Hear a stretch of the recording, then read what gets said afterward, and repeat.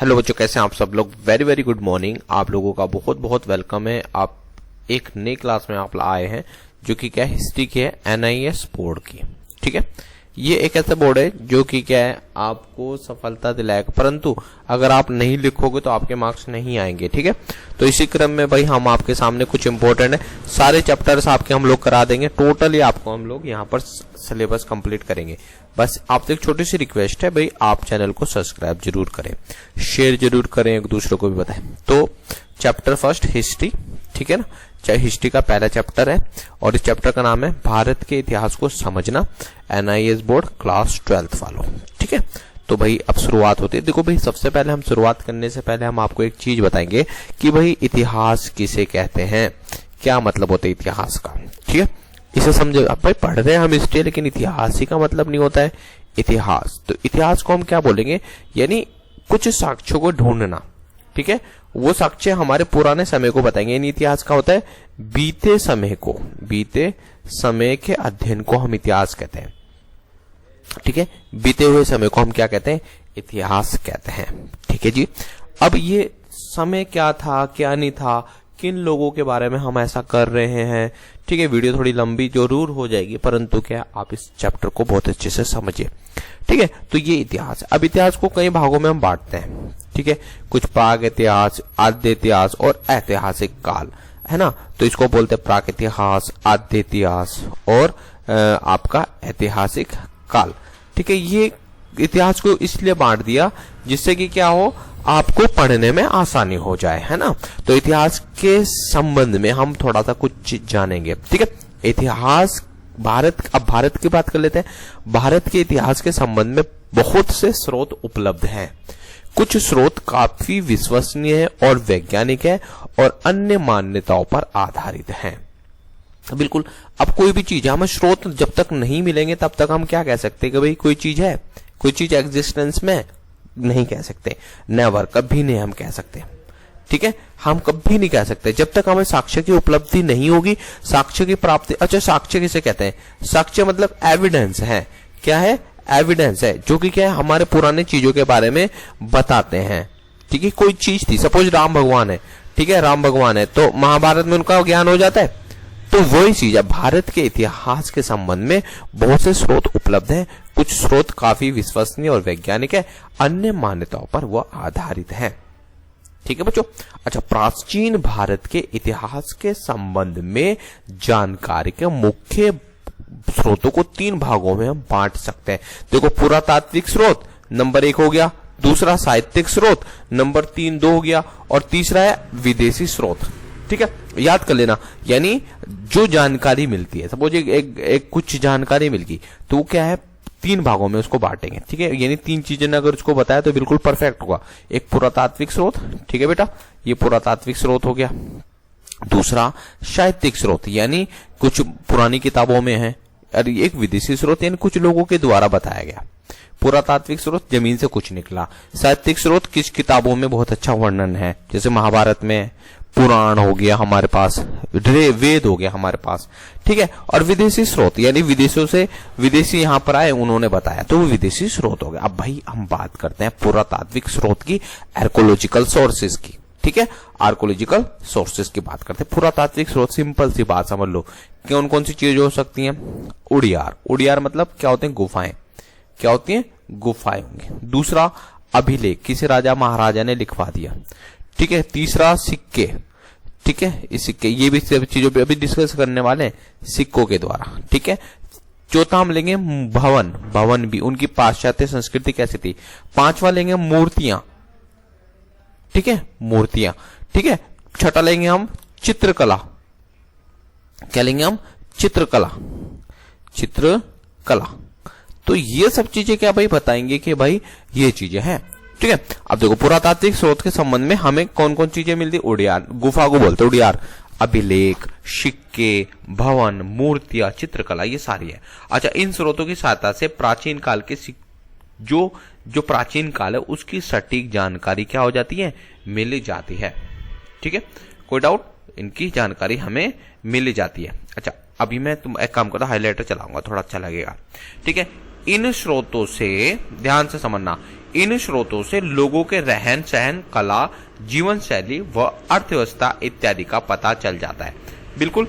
अब कोई मूर्ति के बारे में पता चल गया तो उससे पूरा बता देंगे ना भाई, हाँ ठीक है, कि ऐसे लोग रहते थे, इस टाइप से वो खाते थे, इस टाइप से पीते थे। ठीक है, इस प्रकार के प्राचीन स्रोतों के अध्ययन करने वालों को पुरातात्विद कहा जाता है। क्या कहते हैं? पुरातात्विद। प्रश्न पूछेगा आपसे, पुरातात्विद या आर्कोलॉजिस्ट या पुरातात्विद किसे कहते हैं? ठीक है, विद किसे कहते हैं? भाई आपको उत्तर रहेगा, यानी जो स्रोत हैं, ठीक है, इतिहास के स्रोतों का अध्ययन करने वाले व्यक्ति को क्या कहते हैं? हम पुरातात्विद कहते हैं। क्या कहते हैं? पुरातात्विद कहते हैं। इतिहास के जो स्रोतों का, इतिहास के बारे में जो अध्ययन करता है उसको हम पुरातात्विक यानी आर्कोलॉजिस्ट कहते हैं। ठीक है बच्चों, ये समझ लीजिएगा। अब बात करते हैं हम अभिलेख की। किसकी बात करते हैं? अभिलेख की। सीधी सीधी सी बात कर लो। एक राजा था जिसका नाम था आपका कोई एक्स राजा था। ठीक है, वो भाई किसी युद्ध में गया और जीत गया।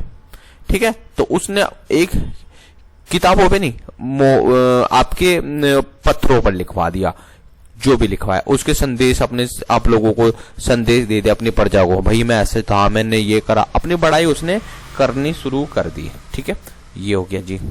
तीसरा, ये कहां पर लिखाएगा? शिलाओं पर लिखाएगा, पत्थरों पर। क्यों? क्योंकि भाई अगर वो कागज पर लिखाएगा तो वो जल्दी मिट जाएगा, इसलिए क्या है, वो शिलाओं पर लिखाता था। ठीक है, तो अब कोई राजा, अगर कोई राजा हार गया तो वो लिखाएगा क्या? कदापि नहीं लिखवाएगा। अपनी गलतियों को थोड़े ना बताएगा। तो ये देखो, अब थोड़ा हम यहाँ पर पढ़ते हैं, यानी भारतीय इतिहास के बारे में प्राचीन काल के कई शासकों के अभिलेखों से काफी महत्वपूर्ण जानकारी प्राप्त होती है। यह अभिलेख पत्थर, स्तंभ, धातु की पट्टी तथा मिट्टी के वस्तुओं पर उकेरे जाते थे। उकेर का मतलब होता है वो बनाया, जैसे पेज आई, ठीक है, उसके ऊपर जैसे लकड़ी के ऊपर उकेर देते हैं, वो चित्रकारी करा करते। जैसे कि ये पत्थर है, इस पर पत्थर को खुदा दिया, खोद के लिखा दिया, ठीक है, राजा, ठीक है, इस टाइप से लिखा दिया, तो वो उकेरना हो गया। इन प्राचीन अभिलेखों के अध्ययन को पुरालेख शास्त्र कहा जाता है। ठीक है, ध्यान से समझना, बहुत बार बार पूछते हैं क्वेश्चन में। यानी प्राचीन अभिलेखों के अध्ययन को पुरालेख शास्त्र कहा जाता है। ठीक है, प्राचीन अभिलेखों के अध्ययन को पुरालेख शास्त्र कहा जाता है। NIS वालों, ठीक है। जबकि इन अभिलेखों की लिपि के अध्ययन को पुरालिपि शास्त्र कहते हैं। ठीक है, देखो प्रश्न यहां पर पूछेगा, देखो अंतर समझ लेना, पुरालेख शास्त्र, ठीक है, और जी दूसरा हम लिखेंगे पुरालिपि शास्त्र। पुरालिपि शास्त्र, लिपि शास्त्र। अब देखो दोनों चीज है, इसमें क्या करेंगे हम, ध्यान से समझना, पुरालेख शास्त्र और पुरालिपि शास्त्र। देखो पहला हम अगर अंतर बांधते हैं, दोनों क्या है, पत्थरों पर होते थे, दोनों पत्थरों पर लिखे थे, दोनों पत्थरों पर होते थे। ये चलो पत्थरों पर, अच्छा छोड़ो, पत्थर को छोड़ो, इसको थोड़ा मेन चीज को, प्राचीन अभिलेखों के अध्ययन को, प्राचीन अध्ययन को, ठीक है, ठीक है, प्राचीन अभिलेखों के अध्ययन को पुरालेख शास्त्र कहते हैं। जबकि इन अभिलेखों की लिपि के अध्ययन को क्या कहते हैं, पुरालिपि। यानी उस पूरी किताब को पढ़ने के लिए क्या है, पढ़ दिया तो पुरालेख शास्त्र कहते हैं उसको, पूरा, यानी प्राचीन अभिलेखों के अध्ययन को पुरालेख शास्त्र कहते हैं। और क्या है, अभिलेखों की लिपि के अध्ययन को क्या कहते हैं हम, पुरालिपि शास्त्र कहते हैं। जी समझ में आनी चाहिए भाई बात ये, ठीक है, बिना इसके आगे नहीं बढ़ेंगे। अभिलेखों का उपयोग शासकों द्वारा आमतौर पर अपने आदेशों का प्रसार करने के लिए कराया जाता था। ठीक है, यानी राजा महाराजा जो होते थे वो अपने जो उनके आदेश होते थे उनको लिख देते थे एक जगह पर, एक बड़ा सा पत्थर लिख देते थे। अभी अगर हम बोर्ड पे लिख दे, जैसे कि हम बोर्ड पे लिख दे आज छुट्टी है, स्कूल में लिखेंगे आज छुट्टी, तो बच्चा आएगा अगले दिन कोई नहीं। इसी तरह से क्या है, वो अपने लोगों को क्या है, अपने आदेशों को समझाने के लिए ऐसा करते थे। ठीक है जी, ये हो गया। यह अभिलेख आमतौर पर ठोस सतह वाले स्थानों पर बनाया, जैसे आपका कोई पत्थर पर लिख दिया। क्यों? इसका रीजन क्या है, वो बहुत लंबे समय तक अमिटे का मतलब होता है मिटना, मिटने वाला। ठीक है जी, अमिटे जो ना मिटता उस पर लिखते थे। चलो ये दूसरा हमारे पास समझ में आ गया होगा। तीसरा, इस प्रकार के अभिलेख मंदिरों की दीवारों, स्तंभों, स्तूप, मोहरों तथा ताम्रपत्र इत्यादि पर लिखा जाता है। अब देखो दीवार तो आपको पता है, वॉल, स्तंभ, खंबे, स्तूप, ठीक है। स्तूप एक अलग तरह का होता है, मोहरे, ठीक है। स्तूप बताऊंगा मैं आपको, इस टाइप से स्तूप होते थे, ठीक है। अच्छा, ताम्रपत्र इत्यादि पर यह प्राप्त होते थे, ठीक है जी। ये आपको याद करना है बच्चों। अब देखो कुछ भाषाओं के बारे में ये पढ़ेंगे। यह अभिलेख अलग अलग भाषाओं में लिखे गए हैं। इनमें से प्रमुख भाषाएं संस्कृत और पाली है। अच्छा, क्यों लिखे गए होंगे इसमें मालूम है आपको बच्चों?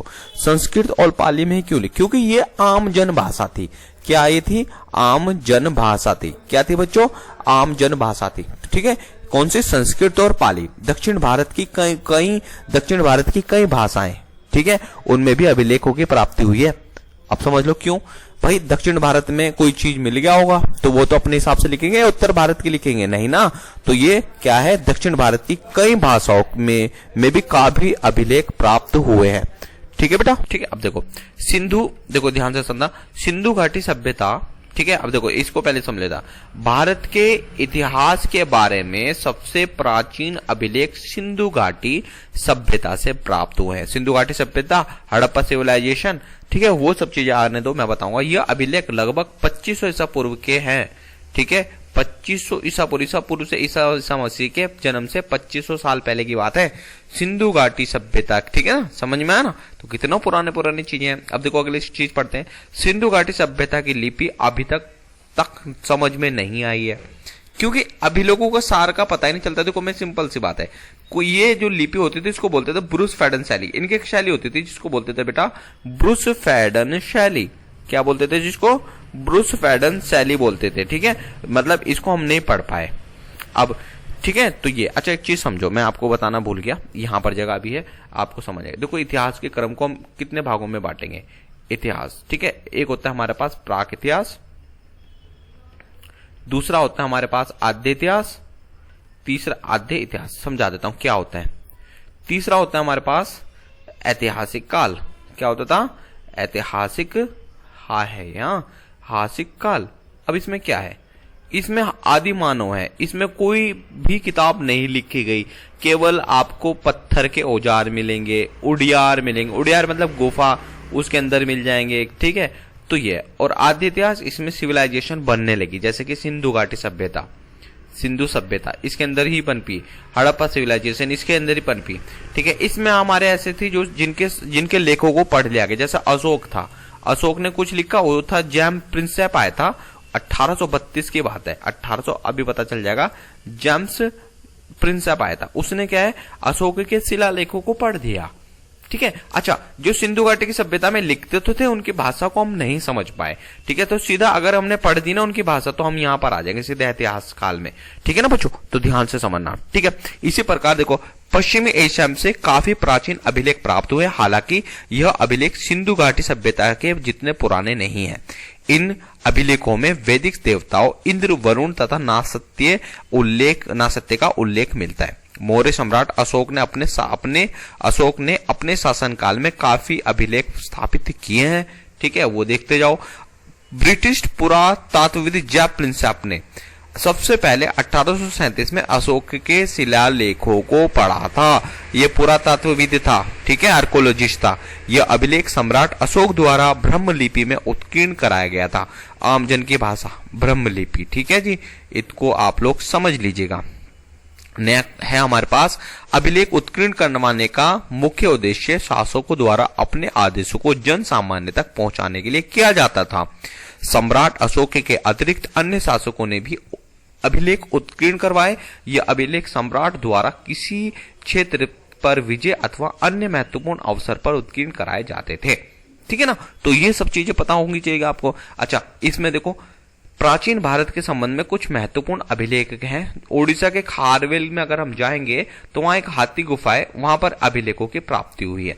रुद्रदमन द्वारा एक उत्कीर्ण करा गया जिसको बोलते हैं जूनागढ़ अभिलेख, ठीक है, ये भी इंपॉर्टेंट है, ठीक है जी। तीसरा है अधिकतर प्राचीन अभिलेखों को प्राकृत भाषा में बनाया जाता था, उकेरा जाता था, लिखा जाता था। अभिलेखों में संस्कृत भाषा में भी कहीं कहीं संदेश मिलते हैं, ठीक है जी। संस्कृत का उपयोग अभिलेखों में ईसा की दूसरी शताब्दी में दृश्यमान होता है। संस्कृत अभिलेख का प्रथम प्रमाण जूनागढ़ अभिलेख में मिलता है। यह अभिलेख संस्कृत भाषा में लिखा गया था, ठीक है जी, ये आप लोग ध्यान रखना। अब बात करते हैं हम सिक्के। सिक्के क्यों बनाए गए भाई, पता है आपको? एक पता होगा बार्टर सिस्टम। बार्टर सिस्टम क्या होता है? बार्टर सिस्टम देखो, वस्तु विनिमय भी आप लोगों ने नहीं पढ़ा होगा शायद, मुझे नहीं लगता कि पढ़ा होगा, अगर पढ़ा तो अच्छी बात है। वस्तु विनिमय यानी एक चीज के पीछे दूसरी चीज, गाय के बदले बकरी दे देना, बकरी के बदले गाय दे देना, ठीक है, कुत्ते के बदले कुछ भी दे देना, लेकिन चीज की अदला बदली होती थी, है ना। तो वो चीज को आप लोगों ने ध्यान से समझ लेना बच्चों, ठीक है। अब क्या हुआ कि हर जगह ये संभव नहीं था। क्या नहीं था? हर जगह ये संभव नहीं था भाई। गाय के बदले मुझे थोड़ा सा अनाज चाहिए तो मैं गाय थोड़ी ना दूंगा, तो वहां पर क्या ये चीजें फेल होती नजर आई, ठीक है। तो क्या हुआ, इन्होंने कुछ सिक्के तोले, सिक्के बना दे। उन सिक्कों में सोना भी होता था, सोने के बने होते थे, चांदी के भी बने होते थे, कहीं कहीं देखने को मिला है वो आपके कांच के भी बने होते थे। किसके? कांच के भी बने होते थे। तो इसी चीज को समझने की कोशिश करना, ठीक है। अब देखो, बार्टर सिस्टम जहां फेल हुआ वहां पर क्या आ गया? आपके सिक्के आए। ये सिक्के विभिन्न धातु जैसे सोना हो गया, तांबा, चांदी इत्यादि से भी बनाए जाते, कहीं कहीं मिश्र धातु के भी बने होते थे। आमतौर पर प्राचीन सिक्के पाए गए हैं। इस प्रकार से सिक्कों को आहत सिक्के कहते थे। अच्छा, आहत का मतलब होता है, आहत मतलब ढाल के जो बनाते थे, आहत सिक्के। इन सिक्कों में तिथियां, राजा, देवताओं के चित्र अंकित किए जाने लगे थे, ठीक है। आहत सिक्के सबसे प्राचीन भंडार पूर्वी उत्तर प्रदेश और मगध से प्राप्त हुए हैं, ठीक है बेटो। चलो, भारत में स्वर्ण मुद्राएं सबसे पहले हिंद यूनानी शासक ने जारी की थी। हिंद यूनानी शासक ने जारी की थी और इन शासकों ने सिक्कों का निर्माण में डाई विधि का उपयोग किया था। डाई यानी ढाल करके, यानी लोहे की कुछ डाई बना देते थे, उसमें ये जो है कच्चा सामान डालते थे या पक्का सामान डालते थे, वो उसका आकार ले लेती थी, ठीक है। कुषाण शासकों द्वारा जारी की गई स्वर्ण मुद्राएं सबसे अधिक शुद्ध थी, ठीक है भाई, इसको आप लोग याद कर ले। जबकि गुप्त शासकों द्वारा सबसे ज्यादा मात्रा में स्वर्ण मुद्राएं जारी की गई थी। सातवाहन शासकों ने शीशे की मुद्राएं भी जारी की थी। पूछेगा कि शीशे की मुद्राएं किसने जारी की, तो आपका आंसर होगा सातवाहन शासकों ने, ठीक है। अच्छा, अन्य उपयोगी पुरातात्विक स्रोत के बारे में हम बात करेंगे। देखो, ध्यान रखना बच्चों, अभिलेख एवं सिक्के से प्राचीन काल के संबंध में बहुत सारी जानकारी मिलती है, ठीक है। इनसे क्या है, पुराने समय का संबंध पता चल जाता है। सिंपल सी बात है। कौन कौन सी हमारे किस किस से पता चलेगा? मंदिर, स्मारक, मूर्तियां, मिट्टी के बने बर्तन, चित्रकला, ये सब चीजें क्या है, पता चल जाती है। प्राचीन काल की वस्तुकला की जानकारी इमारतों जैसे मंदिर व भवन इसमें बनाए जाते हैं, ठीक है। वास्तुकला की जानकारी के साथ साथ इन इमारतों से उन समय की सामाजिक, आर्थिक और धार्मिक व्यवस्था की जानकारी मिल जाती है, ठीक है। इन स्मारकों को दो भागों में विभाजित किया जाता है, देसी और विदेशी। अब देखो, यहाँ देसी और विदेशी को मैंने नंबर डाल दिया। देखो क्या है, मैं अगर भारत में रहता हूं, मैं यहीं का काम करता हूं, यहीं सीखा, मेरा जन्म यहीं हुआ है और मैंने यहीं करना है, इसको बनाना सीख गया, तो ये देसी है। और विदेशी, जैसे कि अशोक आया हमारे देश में, तो अशोक था, चलो अकबर आया, अशोक नहीं अकबर आया। अकबर क्या है, अशोक नहीं आया, अकबर आया। अकबर के साथ उसके लोग भी आए होंगे ना, और भैया राजमिस्त्री होंगे, तो वो अपनी तरह की इमारत बनाएंगे ना, या हमारी तरह की इमारत बनाएंगे, ठीक है।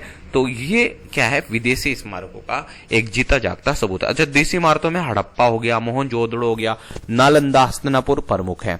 और बच्चों, विदेशी की बात कर लेते हैं अगर हम, तो इसमें कंबोडिया आप जाओगे तो वहां अंकोरा वाट का मंदिर है, तो वहां पर आप देखेंगे। इंडोनेशिया में जाओगे तो जावा का बोरोबुंदुर का मंदिर है, ठीक है। और बाली से बहुत सारी मूर्तियों की प्राप्ति होती है। अच्छा, पता है आपको, अफगानिस्तान में भी ऐसा हुआ, अफगानिस्तान में भी बहुत सारी जानकारी मिलती है, ठीक है। तो वो सब चीजें आप लोग देख लीजिएगा, ठीक है। तो मैं जरा अफगानिस्तान की बात दोबारा से बताऊंगा, ठीक है। अफगानिस्तान में बहुत सारी मूर्तियां मिली थी, ठीक है, बौद्ध धर्म से संबंधित, ठीक है। तो वो क्या है, किसकी थी? वो थी हमारे आद्य इतिहास में, ठीक है। तो ये बहुत बड़ी बात है। देखो, साहित्यिक स्रोत की बात करते हैं कि भाई साहित्यिक स्रोत क्या है, ठीक है। देखो ध्यान, भारत के इतिहास के संदर्भ में सर्वाधिक स्रोत साहित्यिक स्रोत हैं। प्राचीन काल में पुस्तकें हाथ से लिखी जाती थी, बिल्कुल सही। कौन सी मशीनें बनी होंगी? हाथ से लिखी गई इन पुस्तकों को पांडुलिपि कहते थे। प्रश्न ये रखेगा, पांडुलिपि किसे कहते थे? पांडुलिपि किसे कहते हैं? तो आपका उत्तर रहेगा बच्चा कि पांडुलिपि वो है जो पाश्चात्य समय में क्या है, हाथों से लिखी जाती थी। अच्छा, किस पे लिखे थे? लिखते होंगे ये पत्तों पर लिखते होंगे, ठीक है, पेड़ की छालों पर लिखते होंगे, ठीक है ना। तो ये समझो, देखो पांडुलिपि को ताड़पत्र यानी ताड़पत्रों पे लिखते थे, भोजपत्रों पे लिखते थे यानी पत्तों पर लिखा जाता था, ठीक है। अच्छा, प्राचीन साहित्य को दो भागों में हम बांट सकते हैं। देखो एक हमारा हो गया धार्मिक साहित्य, दूसरा हमारा हो गया गैर धार्मिक साहित्य, ठीक है। यानी धर्म से संबंधित बात क्या हो रही है, और गैर धार्मिक यानी दो धर्म। देखो धर्म से संबंधित बात को धार्मिक साहित्य में लिखेंगे, और जो धर्म से हटके बातें हैं वो गैर धार्मिक साहित्य में लिखेंगे। अब धार्मिक साहित्य के बारे में हम थोड़ा सा पढ़ लेते हैं, ठीक है। प्राचीन भारत में, देखो भारत में प्राचीन काल में 3 प्रमुख धर्म थे, हिंदू धर्म, बौद्ध धर्म और जैन धर्म। अब तुम सोचो मुस्लिम धर्म तो था नहीं, क्योंकि मुस्लिम धर्म तो बाद में आया, अकबर के टाइम पर आ गया समझो, ठीक है। तो हिंदू, बौद्ध और जैन धर्म का उदय हुआ। इन धर्मों के विस्तार के साथ साथ विभिन्न दार्शनिक आए, ठीक है, विद्वान आए, धर्मचार्य आए। इन्होंने अपनी अपनी पुस्तकों की रचना की, और इन पुस्तकों में प्रमुख रचनाएं हैं हमारी कौन कौन सी। सबसे प्राचीन जो पुस्तक है, ठीक है, हमारे बहुत सारी प्रसिद्ध पुस्तक है, एक नहीं बहुत है। हिंदू धर्म विश्व का सबसे प्राचीनतम धर्मों में से एक है। प्राचीन भारत में इसका उदय होने से प्राचीन साहित्य समाज की विस्तृत जानकारी हिंदू धर्म से संबंधित पुस्तकों में प्राप्त हो जाती है। क्लियर है ना। हिंदू धर्म में अनेक ग्रंथ हैं, पुस्तकें, महाकाव्य हैं, ठीक है। इन प्रमुख रचनाओं में वेद, वेदांग, उपनिषद, स्मृतियां, पुराण, रामायण और महाभारत क्या है, प्रमुख स्थान रखती हैं, ठीक है। इन धार्मिक ग्रंथों से प्राचीन भारत की राज्य व्यवस्था, धर्म, सांस्कृतिक तथा सामाजिक व्यवस्था का विस्तृत जानकारी मिलती है। अब देखो सबसे पहले हम बात करेंगे, थोड़ा वेद के बारे में बात कर लेते हैं, ठीक है। वेद क्या होते हैं, वेद ही तो सब कुछ है। हिंदू धर्म वेद अति महत्वपूर्ण स्थान रखते हैं। वेद मुख्य रूप से कितने होते हैं, 4 होते हैं। पहला हमारा ऋग्वेद, दूसरा यजुर्वेद, तीसरा सामवेद और चौथा हमारे पास अथर्ववेद। सबसे पहला ऋग्वेद, सबसे पुराना, सबसे बाद में आया अथर्ववेद, 2 बीज के हैं, ठीक है। अच्छा, विश्व की सबसे प्राचीन पुस्तकों में से वेद ऋग्वेद मानी जाती है, प्राचीन पुस्तकों में। अब इसकी जो रचना हुई ना वो देखो, ठीक है ना, वो 1500 से 1000 ईसा पूर्व में हुई। इसकी रचना लगभग 1500 से 1000 ईसा पूर्व, ठीक है, ईसा पूर्व के समय में मानी जाती है, ठीक है भाई। देखो जबकि यजुर्वेद, सामवेद और अथर्ववेद की रचना लगभग 1000 से 500 ईसा पूर्व यानी बाद में आ रहे हैं, पिछला जो समय है, ठीक है, ईसा पूर्व के समय काल में की गई है, ठीक है। अब ब्राह्मण की बात कर लेते हैं। देखो ब्राह्मणों को वेद से जोड़ा गया है, किसने, ब्राह्मणों को वेद के साथ जोड़ दिया गया है। अब ये पहला चैप्टर है ना, थोड़ा सा तुम्हें अजीब सा लग रहा होगा, अब आने वाले समय में सारा पूरा यही बेस है, ठीक है। तो देखो ब्राह्मण वेदों का ही भाग है, ठीक है, यानी ब्राह्मणों को वेद के साथ तो जोड़ा गया है। अब ब्राह्मणों का जो ब्राह्मण है वो वेदों के ही भाग है। अच्छा देखो प्रत्येक वेद के ब्राह्मण अलग अलग हैं, ठीक है। ये नहीं कि ऋग्वेद का अलग एक सेम है, सामवेद का सेम है, यजुर्वेद का सेम है, ठीक है। ये ब्राह्मण ध्यान रखना, ये ब्राह्मण ग्रंथ जो है गद्य शैली में लिखा है। अच्छा गद्य शैली और पद्य शैली क्या होती है, जो कविता होती है वो हमारी पद्य होती है जिनको हम गा सकते हैं, और गद्य जो है जिनको हम पढ़ सकते हैं, गद्य, ठीक है। तो इनमें विभिन्न विधि विधानों तथा कर्मकांड का विस्तृत वर्णन है। दोबारा पढ़ूं, ये ब्राह्मण ग्रंथ गद्य शैली में है, इनमें विधि और विधानों और कर्मकांडों का विस्तृत वर्णन है। ब्राह्मणों में वेदों का सार सरल शब्दों में किया गया है। इन ब्राह्मण ग्रंथों की रचना विभिन्न ऋषियों द्वारा की गई है, ठीक है। ऐतरेय और शतपथ ब्राह्मण ग्रंथों का उदाहरण क्या है वो आप देखो। पहले आरण्यक है, ठीक है। आरण्यक का समझ लो, आरण्यक क्या होता है, आरण्यक क्या है, एक शब्द है जो वन है, जिसका मतलब होता है वन, यानी वन में ऋषियों के द्वारा कुछ ग्रंथ लिखे गए हैं, ठीक है, उनको हम आरण्यक कहते हैं। आरण्यक वे धर्म ग्रंथ है जिन्हें वन ऋषियों द्वारा लिखे गए हैं, ठीक है। चलो हम आगे की ओर बढ़ते हैं। अब वेदांग की अगर हम बात करते हैं, वेदांग में क्या है, ठीक है, जैसा नाम है वेदों के अंग, वेदांग, वेदांग, वेद धन अंग, ठीक है। वेद धन अंग का अभिप्राय सिंपल से वेद के अंग, ठीक है, जैसे कि नाम से स्पष्ट है कि वेदांग का मतलब तो वेदों के अंग, और वेदांग में वेद के पूर्ण ज्ञान को सरल भाषा में लिखा गया है, ठीक है। अब वेद किसी को नहीं समझ में आ रहा तो क्या है, ऋषि मुनियों ने क्या कर दिया, उनको सरल शब्दों में लिखा गया है। शिक्षा, कल्प, व्याकरण, निरुक्त, छंद व ज्योतिष कुल 6 वेदांग होते हैं, है ना। तो ये देखो, अब उपनिषद के बारे में हम थोड़ा सा पढ़ लेते हैं। उपनिषद क्या होते हैं? उपनिषदों का विषय वस्तु दार्शनिक है, ये ग्रंथों का अंतिम भाग है, इसलिए इन्हें वेदांग भी कहा जाता है। ठीक है, तो ये आप लोग ध्यान रखना। इसी टाइप से हम आगे बढ़ते हैं। उपनिषद में प्रश्नोत्तरी के माध्यम से आध्यात्म और दर्शन के विषय पर चर्चा की गई है। अच्छा, पूछेगा कि उपनिषदों की संख्या कितनी है, तो 108 है उपनिषद। ठीक है बेटा, अब देखो एक हम यहाँ पर बात करते हैं स्मृति की। ठीक है, अब पता चल गया ना उपनिषदों की संख्या कितनी है, 108 है। अब पढ़ते हैं, कितना पढ़ना पड़ता होगा ना लोगों को। स्मृतियों में मनुष्य के जीवन के संपूर्ण कार्यों की विवेचना की गई है, इन्हें धर्मशास्त्र भी कहते हैं। धर्मशास्त्र बराबर क्या है? उपनिषद। ठीक है भाई, धर्मशास्त्र यानी स्मृतियों में मनुष्य के संपूर्ण कार्यों की विवेचना की गई है। ठीक है, ये वेदों की अपेक्षा कम जटिल है। ठीक है, वेद भाई कठिन है पढ़ने में, नहीं पढ़े जाते ना, तुम पढ़ ही नहीं सकते हो यार। उनकी जो भाषा है वो संस्कृत से भी हटके। आप पता है, आपको एक छोटी सी बात बताता हूँ। ठीक है, अगर आप छोटी सी मैं बात कर लेता हूँ। चलो हम जाते हैं, हमारे सिख भाई लोगों का धर्म है, सिख धर्म है। वहां के जो हमारे जितने भी धर्म ग्रंथ है वो बोलने में, बोलते क्या वो हमारे, ठीक है, बोलने में और पढ़ने में अंतर है। उनकी जो धर्म ग्रंथ है, ठीक है, सिख धर्म के जो धर्म ग्रंथ है, आप उनको नहीं पढ़ सकते। उनकी जो भाषा है बोलने की अलग है और लिखने की अलग है। ठीक है, जितने भी हमारे भाई बहन है जो देख रहे होंगे ना, वो मुझे बताना। ठीक है, एक बार इनमें कहानियां उपनिषद का संकलन है। मनुस्मृति और याज्ञवल्क्य से, याज्ञवल्क्य के स्मृति सबसे प्राचीन स्मृतियां हैं। ठीक है, अब देखो रामायण पढ़ेंगे थोड़ा सा। रामायण की रचना महर्षि वाल्मीकि जी ने की थी। रामायण की रचना महर्षि वाल्मीकि ने की। रचना के समय रामायण में 6000 श्लोक थे, परंतु समय के साथ साथ इनमें बढ़ोतरी होती गई। ठीक है भाई, देखो अब रामायण में कुल कितने खंड हो गए? 7 खंड। रामायण को कुल 7 खंडों में विभाजित किया गया। बालकांड, अयोध्या कांड, अरण्य कांड, कंसिद कंधा कांड, ठीक है, सुंदर कांड, ठीक है, और युद्ध कांड। ठीक है, सुंदर कांड आप लोगों ने सुना होगा, बहुत प्यारा वर्णन है, पढ़ना इसको जरूर। ठीक है, उत्तर कांड और ये उत्तरकांड। ठीक है, अब बढ़ते हैं महाभारत के बारे में। महाभारत विश्व का सबसे बड़ा महाकाव्य है। इसकी जो रचना है वेद व्यास जी ने की थी। किसने की थी? वेद व्यास जी ने की थी। ये एक काव्य ग्रंथ है। इसमें इसे पंचम वेद भी कहा जाता है। क्या कहा जाता है?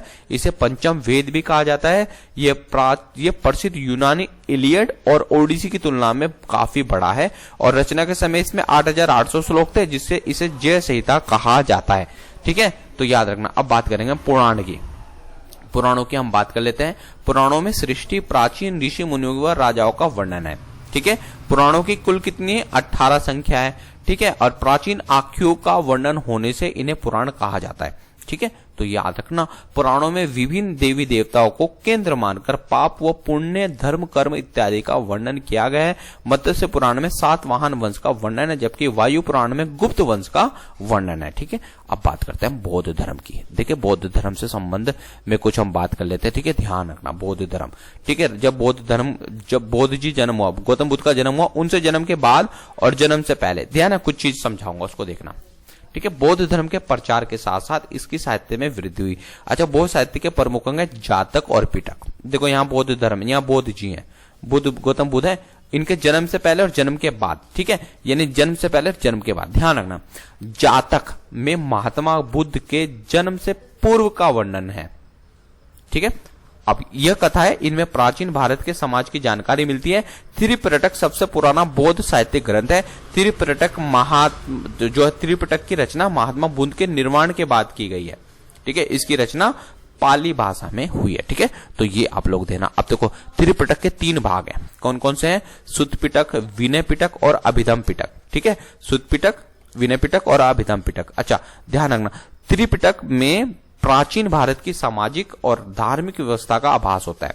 जैन धर्म से संबंध में कुछ पढ़ लेते हैं, समझ में आ गया? अब जैन धर्म के बारे में हम थोड़ा सा जानेंगे। क्या है? प्राचीन जैन धर्म ग्रंथों को पूर्व कहा जाता है। ठीक है, प्राचीन जैन धर्म को पूर्व कहा जाता है। इसमें महावीर का द्वारा प्रतिपादित किए गए सिद्धांतों का वर्णन है। ये प्राकृतिक भाषा में लिखे गए हैं। ठीक है, ये तो धार्मिक ग्रंथ थे। क्या थे? धार्मिक ग्रंथ। अब बात करते हैं हम गैर, नंबर 2 पढ़ाया था ना मैंने, गैर धार्मिक ग्रंथ। उसके अलावा देखो, धर्म के अलावा अन्य साहित्य को धर्मोत्तर साहित्य कहा जाता है।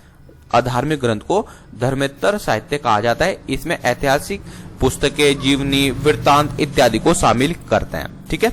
अच्छा, गैर धार्मिक साहित्य में विद्वानों व कूटनीति की रचना प्रमुख है। ठीक है। इसमें प्राचीन राज्यों में विद्यमान राज्य व्यवस्था, अर्थव्यवस्था, लोगों की जीवन शैली तथा तत्कालिक समाज के बारे में उपयोगी वर्णन मिल जाता है। ठीक है। तो अब देखो आगे बढ़ते हैं। 6वीं शताब्दी में पाणिनि द्वारा रचित अष्टाध्यायी संस्कृत व्याकरण है। मौर्य काल में कौटिल्य की पुस्तक अर्थशास्त्र से शासन व्यवस्था का महत्वपूर्ण जानकारी मिलती है।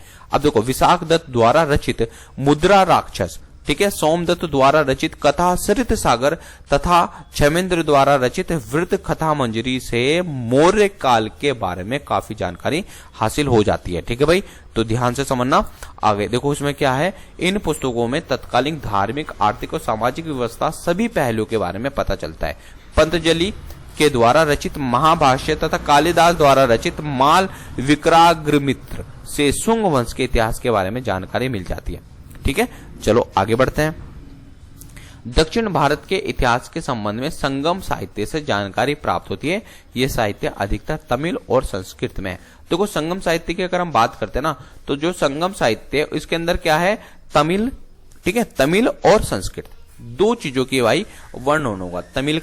तमिल का वर्णन होगा और भाई संस्कृत का वर्णन होगा। इस चीज को आप लोगों ने देखना है। आपसे संगम साहित्य में चोल, चेर और पाषाण्य शासन काल की सामाजिक व्यवस्था, अर्थव्यवस्था और सांस्कृतिक इत्यादि का वर्णन मिल जाता है। इसके बाद इतिहास की जानकारी नंदिन कलम्बम, ठीक है, कलिंग तुर्कमणी, चोल चरित इत्यादि से प्राप्त होती है। ठीक है। अब विदेशी स्रोत के बारे में थोड़ा सा देखेंगे। बेटा चैनल को सब्सक्राइब जरूर करिएगा। विदेशी साहित्य से भी भारत के प्राचीन साहित्य के बारे में क्या है, बहुत ज्यादा जानकारी मिलती है। अब क्या है, इसमें सिंपल सी बात समझो, विदेशों से जो लोग आए हैं या विदेशों से जो यात्री आए हैं, उन्होंने क्या है, भारत के बारे में बहुत सारी चीजें लिखी है। ठीक है। तो ये विदेशी साहित्य को भी हम 3 भागों में बांट सकते हैं। पहले यूनानी व रोम के लेखक के द्वारा, हेरोडोटस या टीसीएस के वर्णन यूनानी लेखों में सबसे प्राचीन है। हेरोडोटस ने हिस्टोरिका नामक पुस्तक लिखी। पूछेगा आपसे एग्जाम में कि हिस्टोरिका किसने लिखी, तो ये हेरोडोटस ने लिखी। यह पुस्तक भारत और फारस के संबंध पर प्रकाश डालती है। हेरोडोटस को इतिहास का पिता भी कहा जाता है। पूछेगा हेरोडोटस कौन है, तो हेरोडोटस को इतिहास का पिता कहते हैं। चीनी लेखक, बहुत चीनी बांटते फिर है भाई। चीनी मुख्यतः भारत में धार्मिक यात्रा के उद्देश्य से आए। वे मुख्यतः बौद्ध धर्म का अध्ययन करने के उद्देश्य से भारत आए थे। चीन से भारत आने वाले यात्रियों में फाइयान, हेसोंग तथा इत्सिंग प्रमुख हैं। ठीक है, तो भाई इसको आप लोग बहुत अच्छे से लर्न करेंगे। ठीक है, चीन से बहुत लोग आए हैं, ठीक है, जिसमें फाइयान हो गया, हेसोंग हो गया और इत्सिंग प्रमुख हैं। ठीक है, चलो आगे बढ़ते हैं। फाइयान चंद्रगुप्त द्वितीय के शासनकाल में भारत आया था। उसने अपनी प्रसिद्ध पुस्तक फ्योक्युकी में भारतीय समाज, राजनीति तथा संस्कृति का वर्णन किया है। हेसोंग हर्षवर्धन के शासनकाल में भारत आया। उसने अपने यात्रा वृत्तांत में भारत की आर्थिक और सामाजिक स्थिति पर पूर्ण रूप से प्रकाश डाला है। ठीक है। अच्छा, तिब्बती लेखक भी है जिसमें हमारे पास है तारानाथ का वर्णन है। इसने एक प्रसिद्ध पुस्तक ली थी, कंग्यूर तंग्यूर। इसे कंग्यूर भी कहते हैं और तंग्यूर भी कहते हैं। ठीक है। अरबी लेखक भी बहुत आए हैं। ठीक है, अरबी लेखक तो सिंपल सी बात, अरबी शासक मुस्लिम लोगों के साथ आए जिन्होंने आक्रमण किया था। ठीक है, जिसमें अलबरूनी था। इसकी पुस्तक थी तहकीके हिंद और गुप्त काल में लिखी गई था। ठीक है, और गुप्त काल के समय के बारे में क्या है, तहकीके हिंद बताया गया था। ठीक है, चीनी लेखक में आपको पता ही है कि क्यों आए, फाइयान। ठीक है भाई, तो ये अरबी लेखक में हम ये आप लोगों को तहकीके हिंद, गुप्त काल के बारे में इन्होंने लिखा है। तो भाई बस इतना ही था। चैनल को सब्सक्राइब जरूर करें, शेयर जरूर करें। ठीक है, सब्सक्राइब जरूर करें। ठीक है, और अपने दोस्त डॉक्टर फारूक रजा खान को इजाजत दे। ठीक है, मैं एनआईएस का छोटा सा कार्य करता हूँ। ठीक है, और देहरादून में मेरा क्या है, कार्यस्थल है। ठीक है, चलिए, थैंक यू सो मच। जय हिंद, जय भारत। चलिए, फर्स्ट चैप्टर पूरा हो गया है। ठीक है, सेकंड चैप्टर हम आपको अभी इसके बाद आप देख लेंगे। ठीक है, प्लेलिस्ट खोल लें, वहां पर आपको मिलेगा। ठीक है, नंबर है 80779179 और 76। ठीक है, 80779179 और 76, इस पर आप कॉल कर लें। ठीक है, तो आपको सब चीजें सॉल्व हो जाएंगे। ठीक है, थैंक यू सो मच बच्चों।